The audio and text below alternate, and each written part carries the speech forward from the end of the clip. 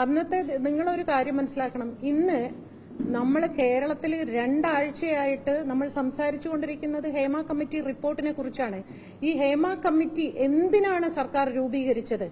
സ്ത്രീകൾക്ക് ഈ സിനിമ തൊഴിലിടത്തിൽ എന്തെല്ലാം രീതിയിലുള്ള ബുദ്ധിമുട്ടുകളാണ് ഉണ്ടാകുന്നത് എന്ന് പഠിച്ച് റിപ്പോർട്ട് സമർപ്പിക്കാനാണ് അങ്ങനെ ഒരു കമ്മിറ്റി രൂപീകരിച്ചത്.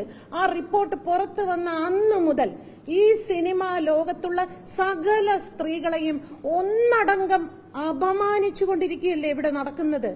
എല്ലാവരും ആരുടെയൊക്കെയോ കൂടെ പോയി കിടന്നിട്ടാണ് ഇവിടെ. എന്താണിത്? ഇതിനായിരുന്നോ ആ കമ്മിറ്റി?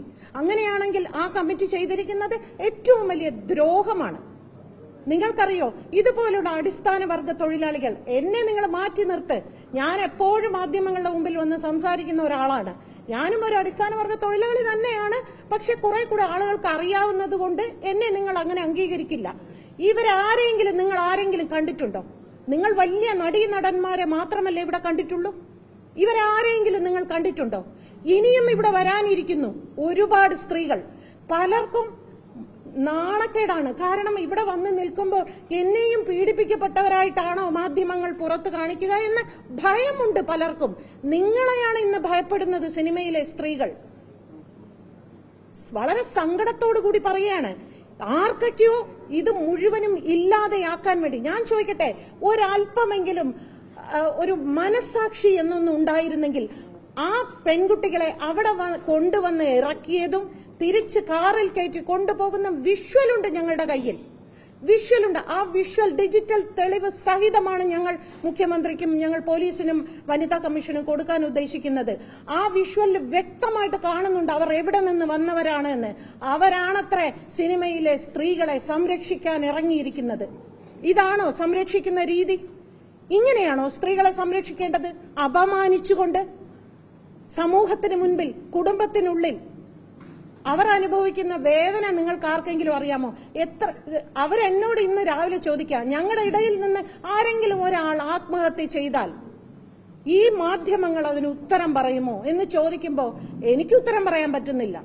നിങ്ങളൊന്ന് ആലോചിച്ച് നോക്കൂ. നിങ്ങൾക്ക് തന്നെ നന്നായിട്ടറിയാം അങ്ങനെയുള്ള പേരുകൾ പുറത്തുവിടാൻ പാടില്ല.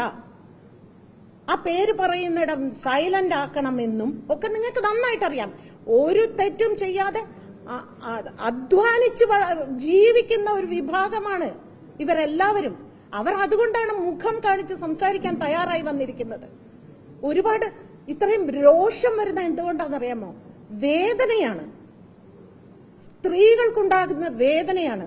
ഇവരോട് ആദ്യമേ ഞങ്ങൾ ഇവിടെ വന്ന് നിങ്ങൾ ഒരിക്കലും കരയരുത് എന്ന് പറഞ്ഞുകൊണ്ടാണ് ഇവിടെ കൊണ്ടുവന്ന് ഇരുത്തുന്നത്. നിങ്ങൾക്കറിയാമോ? ഞങ്ങൾക്കെല്ലാവർക്കും നല്ല ശബ്ദവുമുണ്ട്, ഞങ്ങൾക്കെല്ലാവർക്കും അധ്വാനിച്ച് ജീവിക്കാനുള്ള ചങ്കൂറ്റവുമുണ്ട്. ഞങ്ങൾക്കെല്ലാവർക്കും നേരെ വരുന്ന ഏത് തരത്തിലുള്ള ലൈംഗിക ചൂഷണവും പോട എന്ന് പറഞ്ഞ് തടഞ്ഞു നിർത്താനുള്ള ശക്തിയുമുള്ളവരാണ്. ഞങ്ങളാരും ഇങ്ങനെ മാധ്യമങ്ങളുടെ മുമ്പിൽ വന്ന് അവൾ അങ്ങനെയാണ് ഇവളെങ്ങനെയാണ് എന്ന് പറയുന്ന സ്ത്രീകളല്ല. ദയവ് ചെയ്ത് നിങ്ങൾ മനസ്സിലാക്കണം. ഇനിയെങ്കിലും അത്തരക്കാരുടെ വ്യാജ വാർത്തകൾക്ക് പിന്നാലെ പോകാതിരിക്കുക. ദയവ് ചെയ്ത് നിങ്ങൾക്ക് കിട്ടുന്ന വാർത്തകൾ സത്യസന്ധമായ വാർത്തയാണോ എന്നൊന്ന് പരിശോധിച്ചിട്ട് അത് പുറത്തുവിടാനുള്ള ഒരു മാധ്യമ ധാർമ്മിക ഉത്തരവാദിത്വം നിങ്ങൾ എല്ലാവരും കാണിക്കണം എന്ന് പറയാൻ വേണ്ടിയാണ് ഇത്ര പെട്ടെന്ന് ഇങ്ങനെ ഒരു പത്രസമ്മേളനം വിളിച്ചു കൂട്ടിയത്.